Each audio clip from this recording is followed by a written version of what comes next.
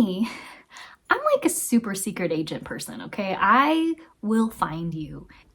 I found out who he was, and I was like, in what world? In what world are we a match?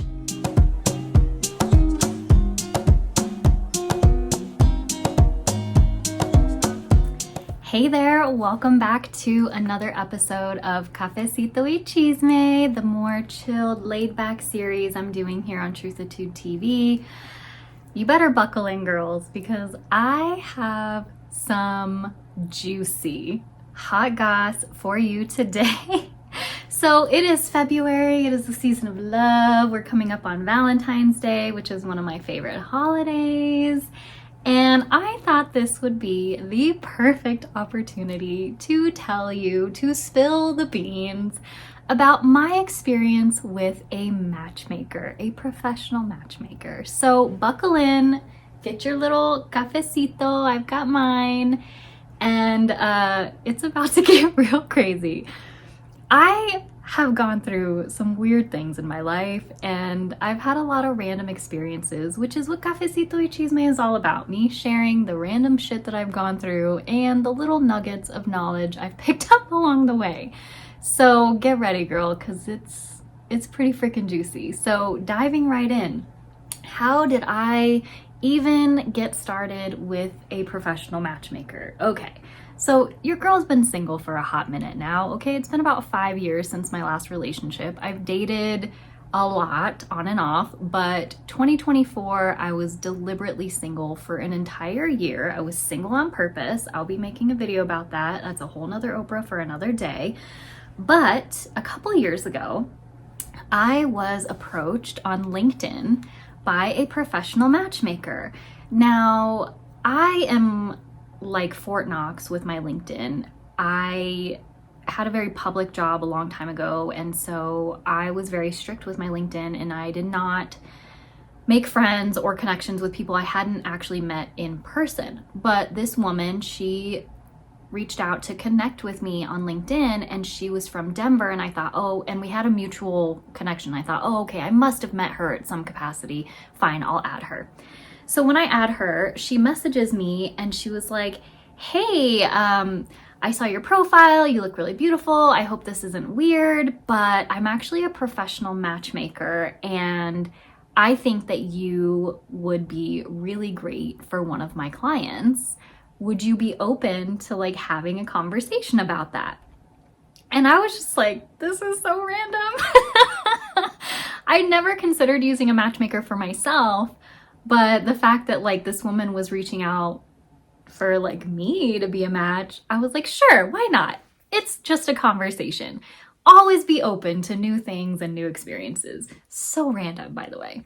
So anyway, I hop on the phone call with this woman. She's so nice, super flattering, telling me how beautiful I am and like I'm so impressive, which, you know, I know, obviously. And she was like, I have this amazing guy in mind for you. He's really good looking.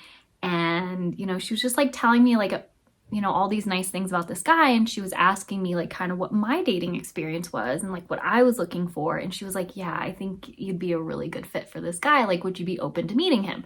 So I'm like, sure. And this company that she worked for, they do their matchmaking. They take it very seriously. And so there was an extensive, oh my God, background and profile creation process. So I had to create a profile, and I have to say I was really impressed with how thorough they were. It made me feel like a little bit more secure and okay with the process because they asked me 5 kabajillion questions to make my profile. Everything from, you know, what was my family life like? What was my parental relationships like? Do I want kids? You know, what kind of qualities do I look for in a partner? What's my lifestyle like? They even asked me random questions like, do you own a car? Do you have a cleaning person? Just some like random ass questions. Anyways, because it is more of like an elite dating service. So, you know, people with money use this. So apparently that's just like a normal question. Is your house guest ready at all times? Just like random questions. But trying to really get to the heart of like what kind of person you are, what's your lifestyle like, you know, what are your values. So I really was impressed with that. And then I uploaded some photos, and then I had to have a screening process where I had to meet video chat with the actual matchmaker so that she could verify that I am who I am. And then they send, you know, a little snippet of details about me to their client, and he says yay or nay if he's interested in setting up a first date. Now me, I'm like a super secret agent person, okay? I will find you. You give me your name and a city and like what you do for a living, I will find you. I will find who you are. Listen, I'm like next level secret agent, okay? And I'm not gonna say I'm a stalker, but I do have, you know, some experience with just finding things out about people. So anyway, she tells me that his name is Brian and that he does real estate in this part of Florida. And I find him before we set up the date. And girl, let me tell you, he was fine. He was fine. He was so sexy. And I'm like, damn, all right.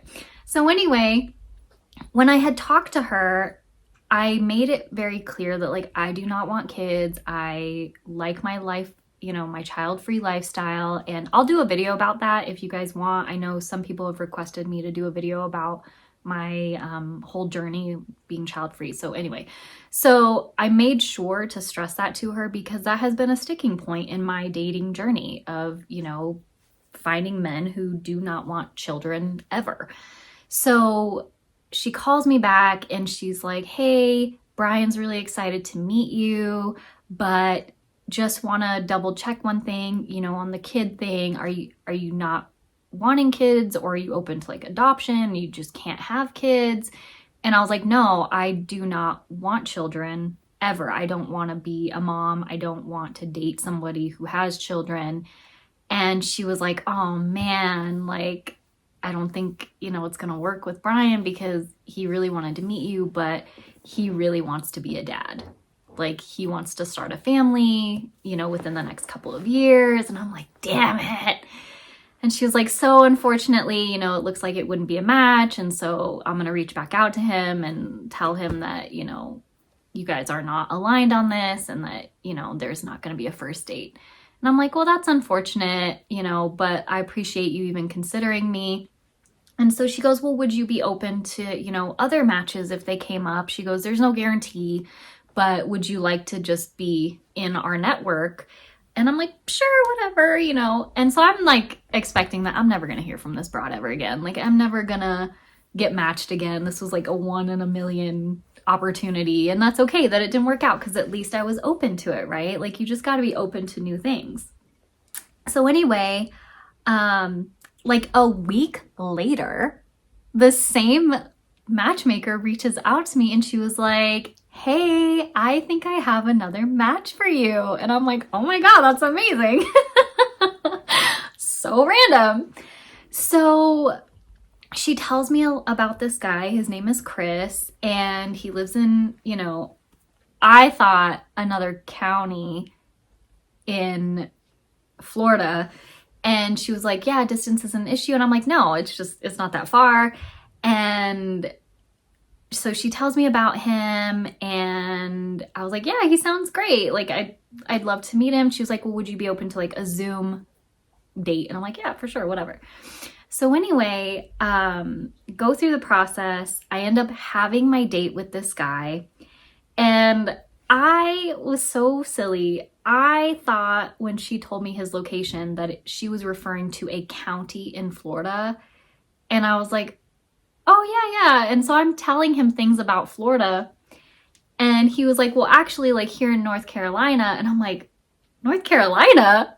He's like, yeah. And I didn't realize that the city he lived in was the same name as a county in Florida. I was like, oh man, I'm an idiot.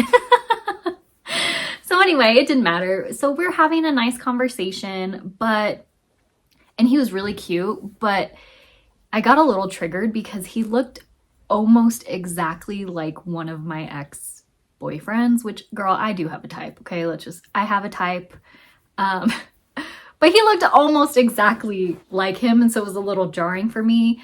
Because at that time I wasn't quite healed from that relationship. And so I'm having this conversation with him. He's nice, whatever. But he made a couple of comments that I just felt really uncomfortable with. And like, he told me about him going to Whole Foods and specifically asking one of the Mexican women standing outside the Whole Foods if he knew of any housekeepers. And I'm like, why you gotta ask the brown girl? Like, none of the white girls outside of Whole Foods would know, you know? I'm just like, okay, he's just looking for a Maria, which I'm like, what the hell, dude? So anyway, I'm like, of course, all of us brown girls, we all know somebody who cleans houses. I mean, we most of the time do, but still, stereotype. So I was a little like put off by that, because he was just like kind of oblivious to his whiteness at that point. And then the other comment that he made, which really did not feel good for me, was we kind of were talking and he was like, well, I don't know how the process is supposed to work. Like, I don't think we're supposed to coordinate a second date, but I'd love to see you again. And I was like, yeah, I think we're supposed to leave it up to the matchmaker. Like, we take our feedback back to her and then she coordinates a second date if we both, you know, express that that's something we want. And I told him, I was like, well, what made you like want to do a matchmaker? I was really curious behind these men who, you know, opt in for this service, or women, but, you know, I was just really curious about why, you know. And he just said, very honest, he was like, you know, I just got kind of tired of the dating game and the dating apps and felt like I wasn't doing a good job. And so I figured, why not pay an expert? So I thought, oh, that's reasonable. And he was like, yeah, I wasn't really sure what to expect, you know, with the first date or how many matches I would get because, you know, I paid up front, so I wasn't sure what I was going to get.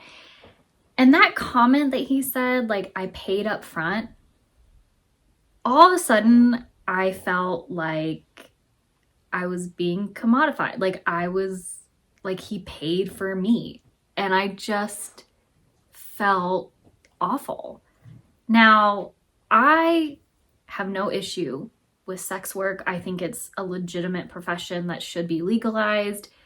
But I also have trauma around the fact that my mom was a sex worker and she didn't do it from an empowered place. She did it from a place of feeding her addiction. And so that triggered my trauma. And I say that to say that there's no judgment towards any women who choose sex work or what their reasons behind being in that profession are, whether it's from an empowered place or a trauma place or whatever. I'm just saying that that triggered my trauma associated with my mom specifically. And just the fact that he was like, I paid for you up front is kind of what he felt like. He didn't say those words, but it felt like those words. You know what I'm saying?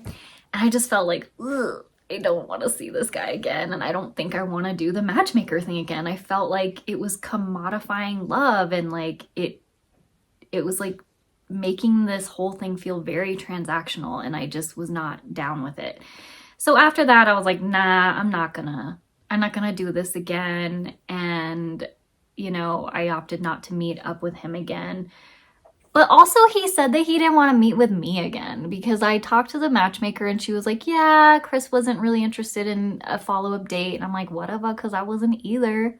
I didn't want to date him. Like, so then months go by. I don't hear from the matchmaker again. And I was kind of like, put it out of my mind. And then I got a message from another matchmaker with the same company. You know, she's just reaching out because they have multiple clients and whatever.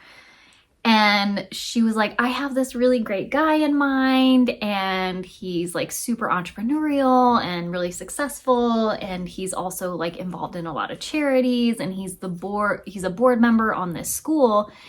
And so she tells me his name and she tells me that he's on a board of one of these fancy schmancy schools. I find out who he is, okay? And here's what I'm like, if you're a matchmaker, ladies, just be careful with the details of your clients that you divulge, because it's not that hard to figure it out, okay? I found out who he was. I agreed to go on a date. I found out who he was, and girls, don't judge me, okay? I'm gonna come off shallow, but whatever. I saw this guy and I was like, in what world? In what world are we a match? He was not at all someone that I would even be remotely attracted to. And the reason I say this is because if you're doing what's in the best interest of your client, you have to look at your client objectively and then look at the potential match that you're setting him up with. What is the likelihood that a woman like me would be interested in a guy like this? I know I'm coming off really shallow, and I know I'm coming off like really yucky right now, but just don't judge me, okay, girls, because you'd be in the same, trust me.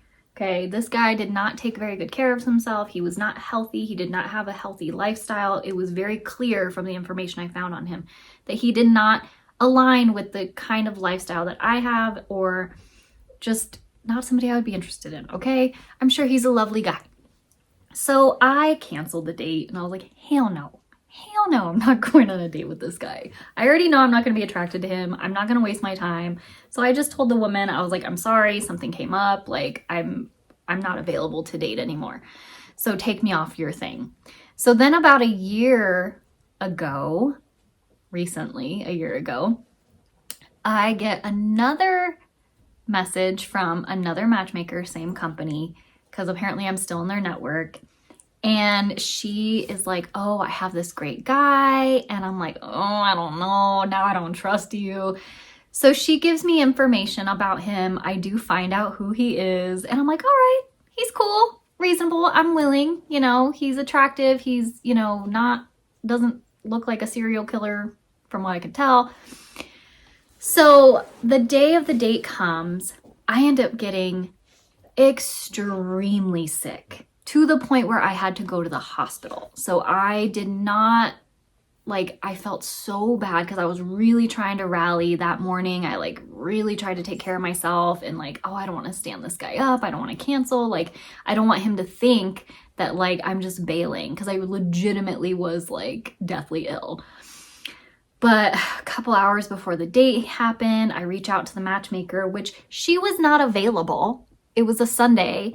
And I'm sorry, but I know that you only work Monday through Friday, but as a former events manager, when you have some occasion popping off, you make yourself available. So if you know that you have a match meeting, you make yourself available in case something happens. So I'm calling her, texting her, emailing her, hey, please let him know that I can't make it, because, I wanted to give plenty of notice. I was not a last minute cancel kind of girl. So I don't hear back from her. So finally, around 15 minutes after our date was supposed to start, I get a random text message from some dude, the guy, I forget what his name was. I think it was Ali or something. Anyways, I get a message from him hey, I'm standing out front. Are you on your way? And I felt terrible, but also enraged at the same time, because I did not give the matchmaker permission to give my personal details to this stranger. All of the matches, they coordinate the meeting time on your behalf. They do not exchange contact information. That's something that you guys do after the first date if you decide you want to see each other again. So I was really upset that this rando dude who I've never met has my personal contact information when I did not agree to that. I also find out later that all of these men have been given photos of me and my full profile, when on the other side of things, I was only given their name, their city, and their occupation. I was not given any details other than that about these guys, and a little bit about their personality. But they got full access to me. They got all my pictures, all my information, apparently my personal contact information as well. So I was pissed, and I reached out to the matchmaker and I lit her ass up. was like, I did not consent to this. This is like jeopardizing my safety. Like, this is not okay. Because on the internet nowadays, you can type in somebody's phone number and find out where they fucking live. And I'm sorry, but I live in Orlando, which is, people are cray. Okay, people are cray in Orlando. People are cray everywhere. But I'm just saying, like, I'm not about to get murdered. And I also felt bad because this guy thought I stood him up, you know? So I explained to him what happened. I reached out to the matchmaker, lit her ass up, told her I was not interested. Take me out of your network. I'm never doing this again. And that was like the end of my matchmaker saga. Now, I bring all of this story up to say that, one, it was an incredibly unique experience. And I'm so glad that I was open to the opportunity. And that's kind of the nugget that I'd like to share with you. Like, be open, especially if you're dating, to other avenues of meeting people. If a matchmaker reaches out to you, just be open to the experience. If nothing else, it'll be a great story that you can share with your girlfriends someday. The other thing I will say too is that if you do decide to be open to a matchmaker scenario, whether you employ one for yourself or you are open to, you know, someone matching you with their client, do your research. Be a little investigator and try to find out as much as you can about these dates, about these people before you go on the date if possible, because you can save yourself some time, much like I did with, you know, one of the matches that was clearly not a match.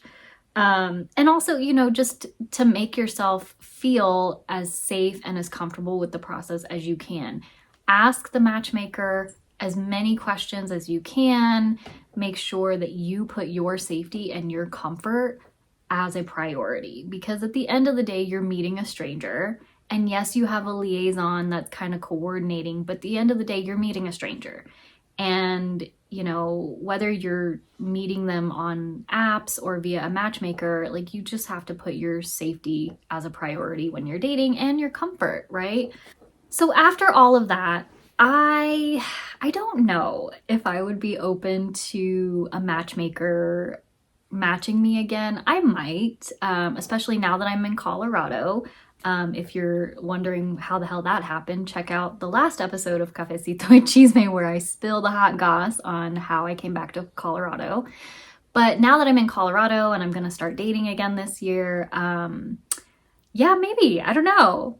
I think if they reached out to me, I might be open to it since I'm in a new place, but it's not something that I would seek out for myself. So I'm dying to know, have you ever used a matchmaker? Have you ever been approached by a matchmaker?